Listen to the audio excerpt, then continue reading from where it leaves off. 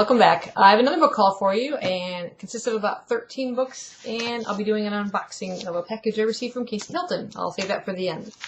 The first book I have is, it's part of the Pennyfoot Hotel Mystery series. I've been reading this for quite some time. There is like 12 books in the initial series, and now with this one, there are 9 Christmas specials. They come out every year right around the holidays.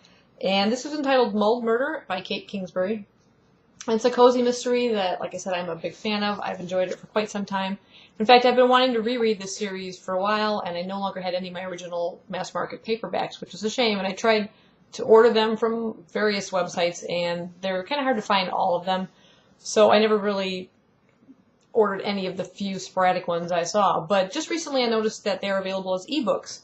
And I downloaded the first 3, which you might have seen in my recent ebook haul. And the first one is Room with a Clue, then Do Not Disturb, and Service for 2. So those are the first 3 in the series if you're interested in trying it out.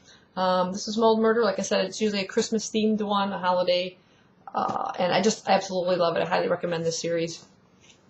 The next 2 books are middle-grade graphic novels that I've been seeing at work for quite some time. They look like a lot of fun, and I finally decided to pick them up. They're both by the author Raina, Telgemeier, and the first one is entitled Smile. And this is about a 6th grader by the name of Raina who ends up knocking out her 2 front teeth when she falls. And it's like her journey of on-again, off-again braces, surgery, headgear, and even a retainer, it says, with fake teeth attached. It looked like a lot of fun, really cute, bright illustrations, full color throughout, really just nice, clear. And it looks like a lot of fun, so I'm looking forward to picking that one up. And her other one is Drama, and this is about a girl named Kaylee who loves the theater. They're doing a production of Moon Over Mississippi, but she unfortunately can't sing, so she's sort of set designer for the drama department stage crew. And she wants to do something super elaborate, worthy of Broadway, on a middle school budget. So it'll be interesting to see how she pulls that one off.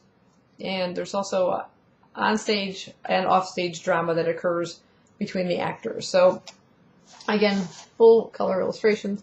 Almost looks like the main character from the other book, if you look at the cover through here. But it's a totally different character, apparently, so I'm looking forward to reading those. Those should be fairly quick reads.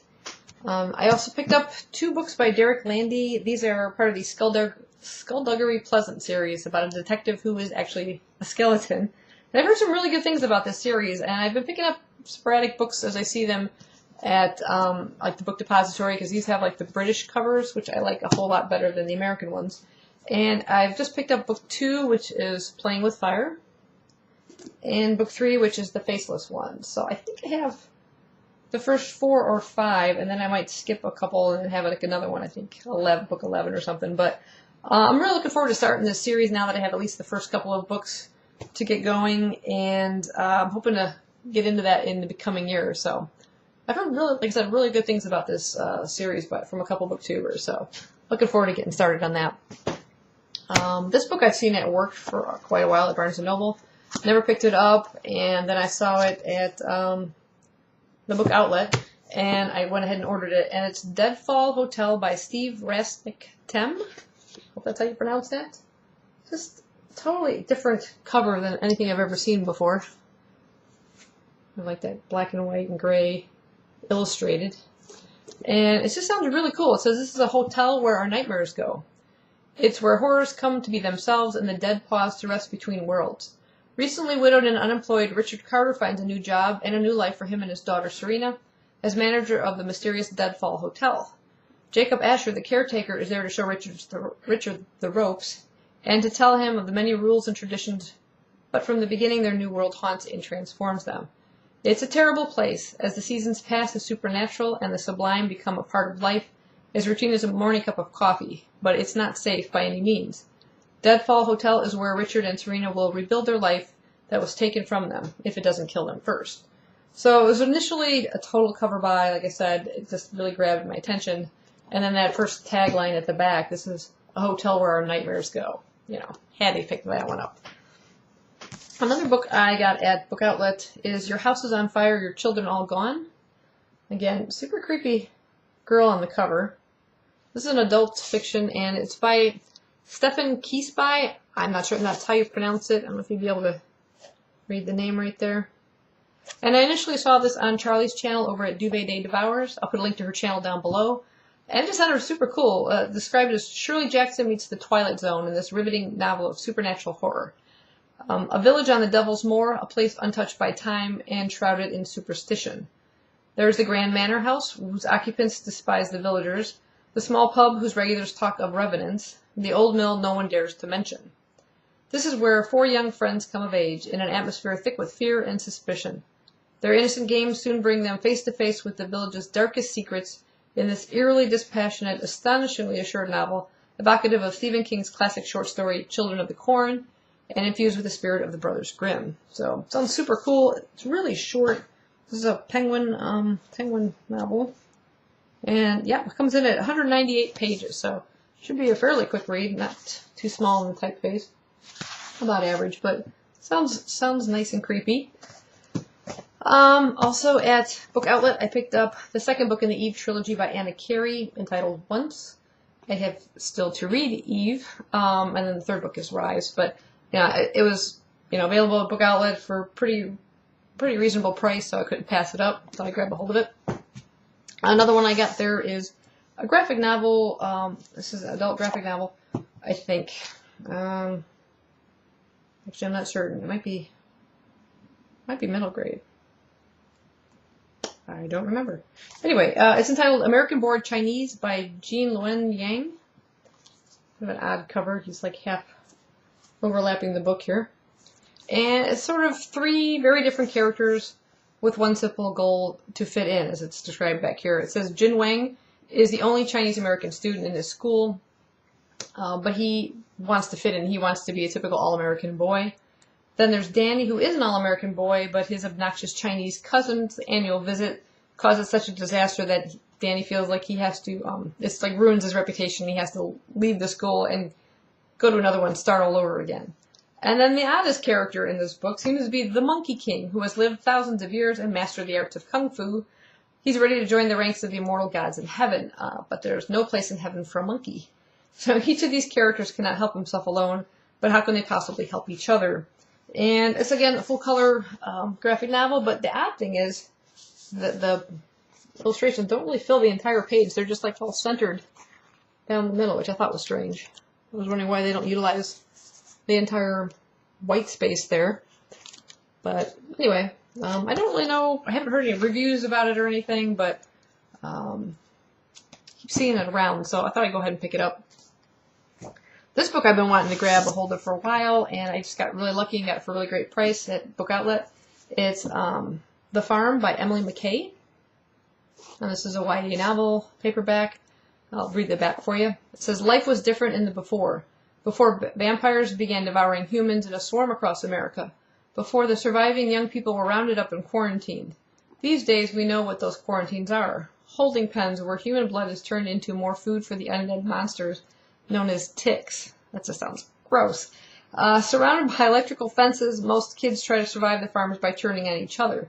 And when trust is a thing of the past, escape is nearly impossible. So that sounds super, super cool. Total different take on the vampire genre. I'm going to call it a genre. Yeah, that there's a farm of humans for their blood. And it's like, oh, ooh, that'll ought to be really cool. Also, at Half Price Books, I managed to grab a copy of Prodigy. This is book 2 in the Legend trilogy, I believe it's supposed to be, by Marie Lu. I have yet to read Legend. It's still over there waiting for me.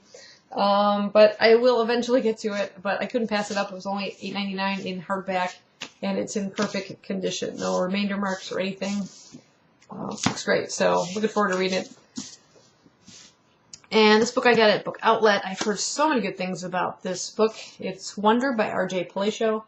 Again, Charlie at Duvet Day Devours has talked about this book, and it's one of her favorite books of the year. Also, Ryan at Ryan Reads Books goes on and on about this book. So I finally managed to pick up a good price copy of it.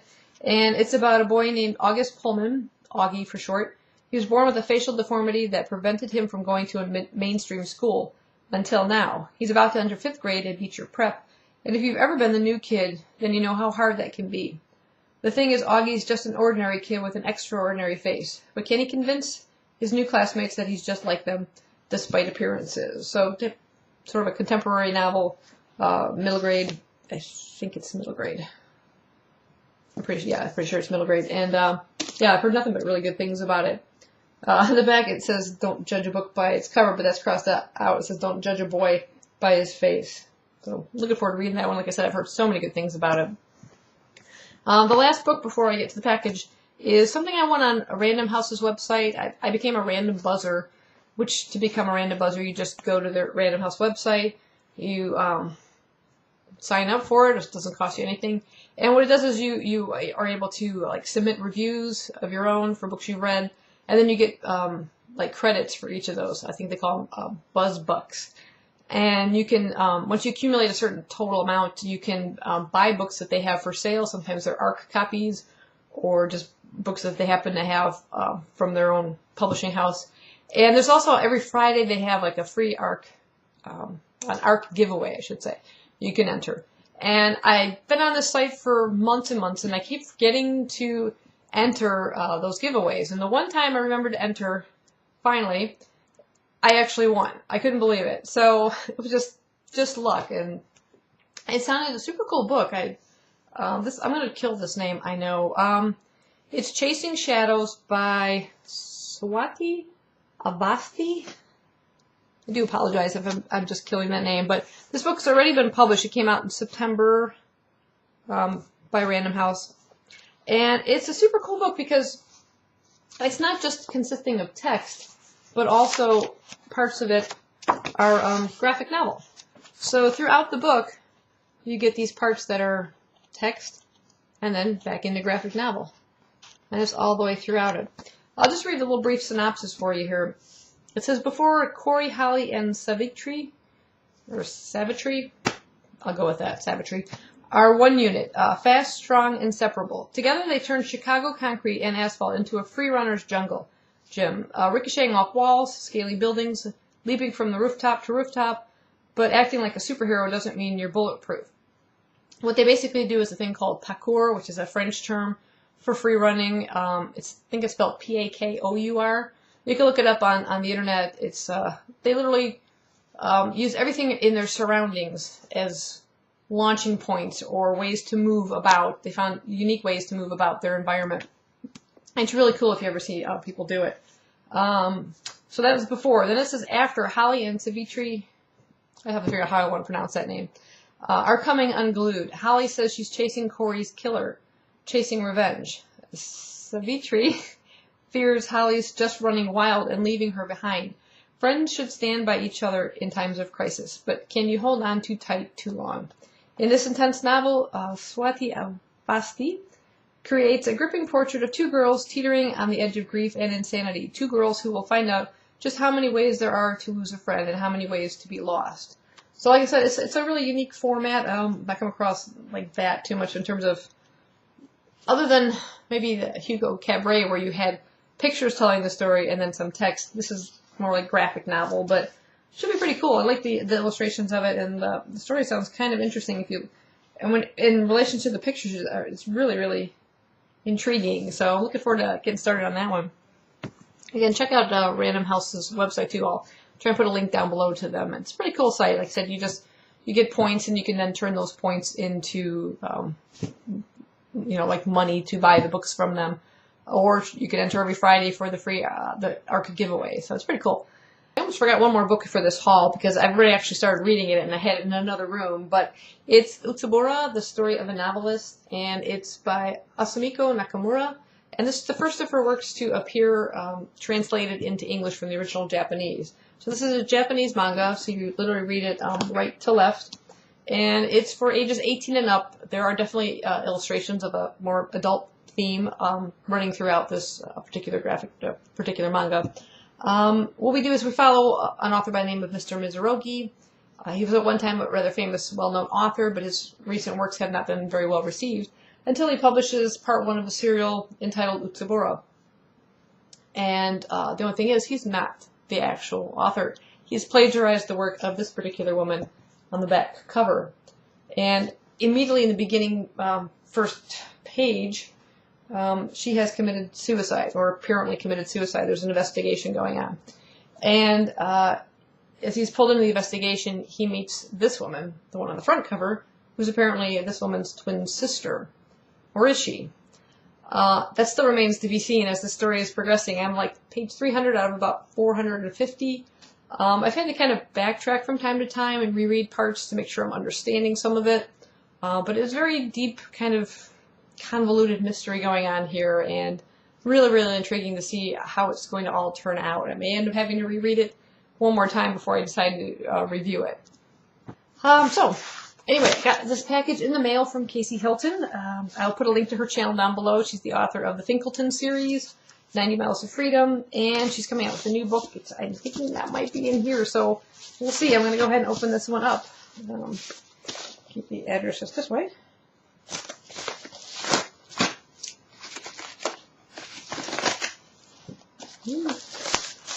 And it is. This is her new book, My Name is Rapunzel. And it's sort of a fairy tale retelling. Oh my gosh, there's all sorts of things here. She sent me more of bookmarks. I showed these on, I think, a giveaway before, or a book haul, or in my Twitter feed too. They're really cool because they're kind of like see-through. And there's a little note. Surprise. Oh, that's very sweet. Thank you, Casey. Looks like she autographed it too. I hope you find your own fairy tale. That is awesome. So I'm going to go ahead and read the synopsis for you. Beautiful covers and interiors and everything. It says, my tale has been told again and again, and I've heard each one. Except for my hair, I barely recognize the pitiful renditions.